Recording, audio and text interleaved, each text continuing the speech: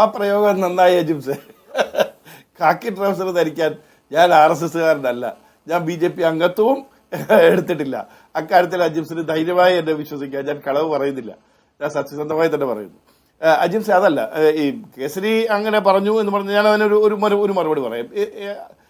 ഇന്ത്യക്ക് സ്വാതന്ത്ര്യം കിട്ടുമ്പോൾ ഇന്ത്യയിലെ പ്രധാനപ്പെട്ട 2 ന്യൂനപക്ഷ സമുദായങ്ങളുടെ നില എത്ര ശതമാനമായിരുന്നു എന്ന് നോക്കുക. ഇന്നത്തെ ഒരു സ്റ്റാറ്റിസ്റ്റിക്സ് നോക്കിയാൽ എന്താണ് ആ 2 ന്യൂനപക്ഷങ്ങളുടെ നിലയെന്ന് നോക്കുക.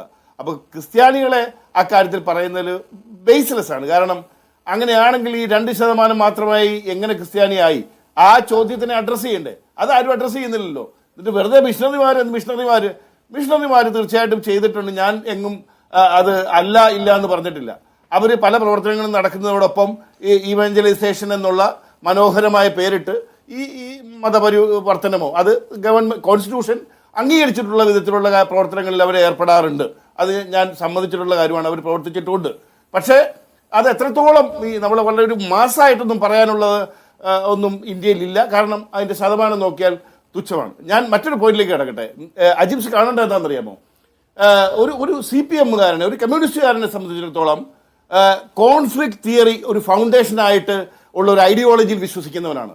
അവന് കളവ് പറയാൻ ശ്രമിച്ചാലും അതിനാവില്ല. അവൻ സത്യത്തിൻ്റെ കൂടെ നിൽക്കും. ഇപ്പോൾ എനിക്കും കർദിനാൾ ഓസ്വാൾഡ് ഗ്രേഷ്യസിനും ആൻഡ്രൂസ് താഴത്ത് പിതാവിനും ജെയ്സി തോമസിനും ഒരേ സ്വരമാണ്. ഞങ്ങൾ 4 ഇപ്പോൾ ഒരേ പോയിന്റിൽ പറയുന്നു, ഒരു എത്നിക് ക്ലെൻസിങ് ആണ്. വളരെ വ്യക്തമായി ജയ്ക്ക് പറഞ്ഞു കഴിഞ്ഞു. ജയ്ക്കിനെ ഇനി പ്രൊവോക്ക് ചെയ്യരുത്, സത്യസന്ധമായി ജയ്ക്ക് പറഞ്ഞതാണ്. ജയ്ക്കിനെ ഞാൻ അഭിനന്ദിക്കുകയും ചെയ്യുന്നു.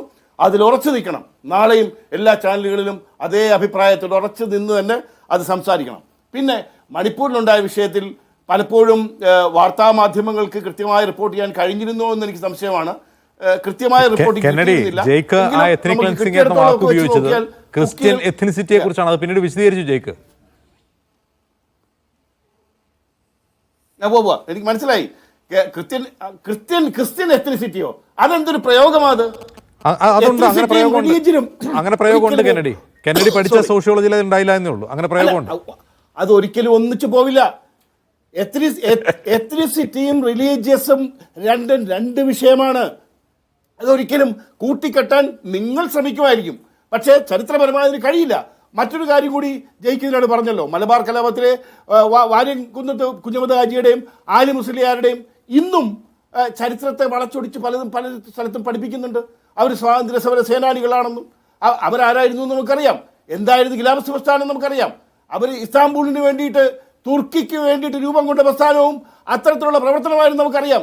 അവർ സ്വാതന്ത്ര്യ സമര സേനാനികളാണെന്ന് വാദിച്ച് ചരിത്രത്തെ പ്രചരിപ്പിക്കാൻ ശ്രമിക്കുന്ന കളവ് ഇപ്പോഴും ചില യൂണിവേഴ്സിറ്റികളിൽ കുട്ടികൾ പഠിക്കുന്നുണ്ട്. ആ തെറ്റായ ചരിത്രം നമുക്ക് സത്യം അറിയാമല്ലോ. പാവപ്പെട്ട മറ്റൊരു സമുദായത്തിലെ ആളുകളെ കണ്ടിച്ച് കിണറ്റിലിട്ട ചരിത്രം നമുക്കറിയാം. പക്ഷെ അതല്ല വിദ്യാർത്ഥികൾ പഠിക്കുന്നത്. അങ്ങനെയാണ് ചരിത്രത്തെ മാറ്റിമറിക്കുന്നത്. പക്ഷേ നെഹ്റുവിയൻ കാലഘട്ടം മുതൽ ഇന്ത്യയിലുണ്ടായ ആ തെറ്റായ ചരിത്രത്തെ നമ്മൾ ഇന്ന് മാറ്റി സത്യമാണ്, യഥാർത്ഥ ചരിത്രം നമ്മൾ പഠിച്ചു വരുന്നു. ആരാണ് ഗാന്ധി? നമ്മൾ മഹാത്മാവ് എന്ന് വിളിക്കുന്ന എന്തായാലും കണക്ഷൻ ചെറിയ തകരാറുണ്ട്. ഞാൻ കനഡയിൽ എന്ന് പറഞ്ഞാൽ മാനം പോവും.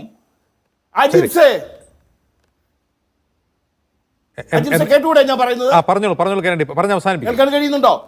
പറഞ്ഞോളൂ. അല്ല, ഞാൻ പറഞ്ഞത് ഒരു കോൺഗ്രസ്സുകാരനായിട്ട് സമൂഹ മധ്യത്തിൽ ഇറങ്ങാൻ കഴിയില്ല.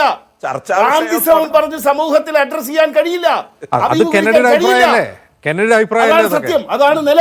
ഈ പ്രധാനമന്ത്രി തന്നെ ഗാന്ധി സ്മൃതി മണ്ഡപത്തിൽ പോയിട്ട് അദ്ദേഹം പുഷ്പാർച്ചന. കെന്നഡി പറയുന്നു ഗാന്ധി മോശമാണ്. ഞങ്ങൾക്ക് തോന്നിയിട്ടില്ല. കെന്നഡിയുടെ മാത്രം അഭിപ്രായമാണ് ഗാന്ധി മോശമാണ്. ഗാന്ധിയെ അല്ല നെഹ്റുവിനെ പറയണമെന്ന് പറയുന്ന പ്രത്യയശാസ്ത്രം ഇവിടെയുണ്ട്. ആ പ്രത്യയശാസ്ത്രക്കാരിൽ വലിയ വാക്കാണ് പറയുന്നത്. കെന്നഡി ഉൾപ്പെടെയുള്ളവർ ദേശവിരുദ്ധരാണ്. അത് ഓർമ്മ വേണം. അത്രയേ ഉള്ളൂ. ശ്രീ രാജു പി നായർ ഈ